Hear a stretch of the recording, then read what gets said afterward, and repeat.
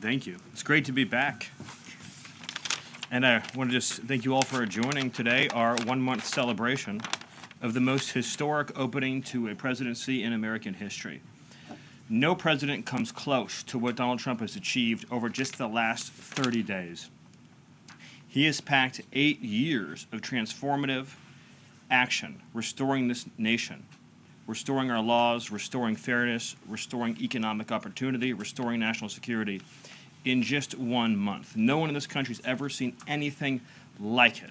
And when you look at the consequentiality and the significance and the transformative nature of the actions he's taking, it truly defies description. For example, in just one area, this nation has been plagued and crippled by illegal discrimination, diversity, equity, and inclusion policies.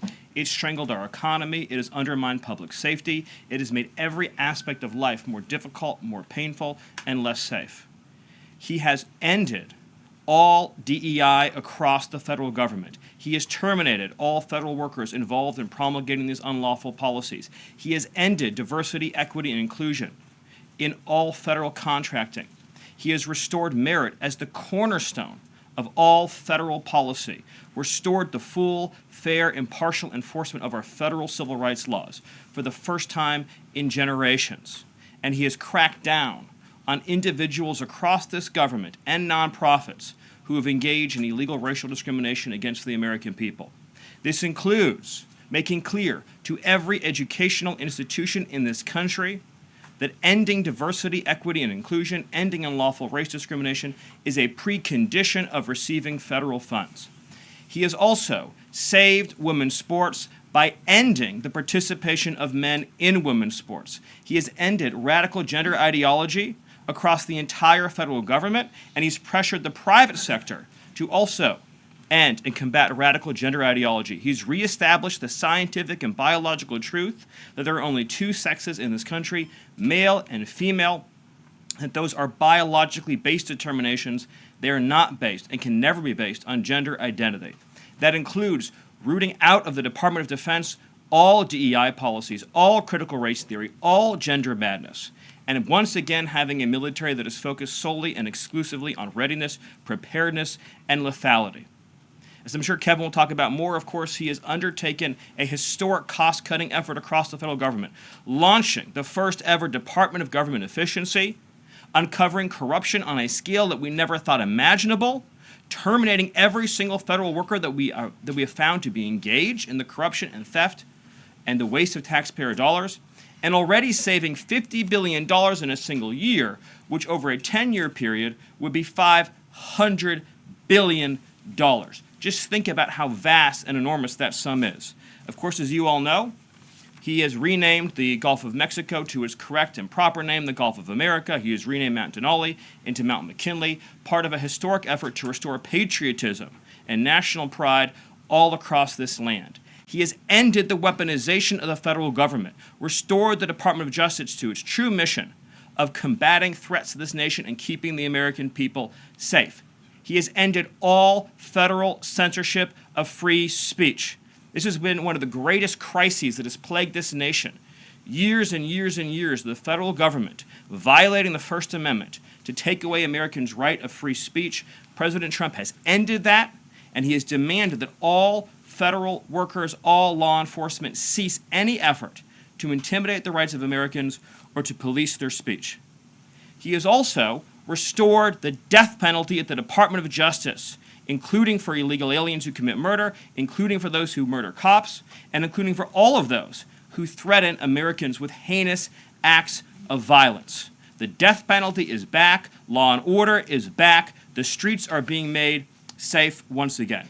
On the public health front, he has launched the nation's first ever commission, the MAHA Commission, Make America Healthy Again, following the historic confirmation of RFK Jr., to finally uncover the true root causes of the public health crisis in this country, the childhood disease epidemic in this country, the spiraling rates of pediatric cancer, and devastating childhood sickness. He has finally created a situation where the federal health agencies in this country will be focused on preventing disease, on keeping children from getting sick in the first place, not sentencing them to a lifetime in and out of hospitals, suffering needlessly, when we can find ways to prevent this epidemic of illness. Then, of course, on Homeland Security. Today, it is officially the law of the land, at the conclusion of the congressional notification process, that 6 Mexican cartels and 2 transnational gangs, Tren de Aragua, or TDA, and MS-13, so 8 organizations in total, are now formally designated as foreign terrorist organizations, which means that every single member of those organizations who operates on U.S. soil is now, as a legal matter, a terrorist, and they will be treated as terrorists. This is a sea change in U.S. policy, and this means the Department of Justice and the Department of Homeland Security, along with the rest of U.S. law enforcement and the Department of Defense, are now operating in a legal reality where these cartels are recognized as terrorists. And there will be a whole of government effort to remove these terrorists from our soil and to degrade their ability to threaten or undermine any American security or sovereignty interests. Border crossings, since the day he took office, are down 95%. I think it's almost impossible to even describe the scale and scope of that achievement. President Trump, within days of taking office, cut border crossings 95%. And those few who have dared to cross are being either prosecuted or deported. They're either facing significant jail time for trafficking, smuggling, harboring, aiding, impeding, or they're being immediately removed from our soil. Either way, at the end of the process, they are going home. He's re-implemented Remain in Mexico, and he has obtained historic cooperation from foreign countries all around the world in accepting their deportees back.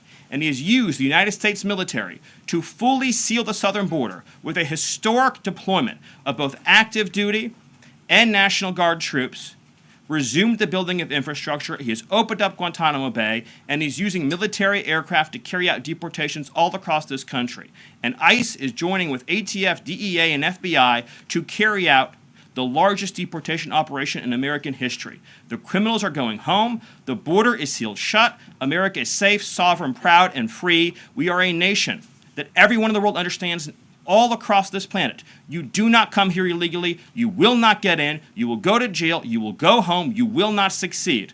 This is the biggest and most successful change in any area of law enforcement that this nation has ever seen, and he did it in under 1 month. Thank you.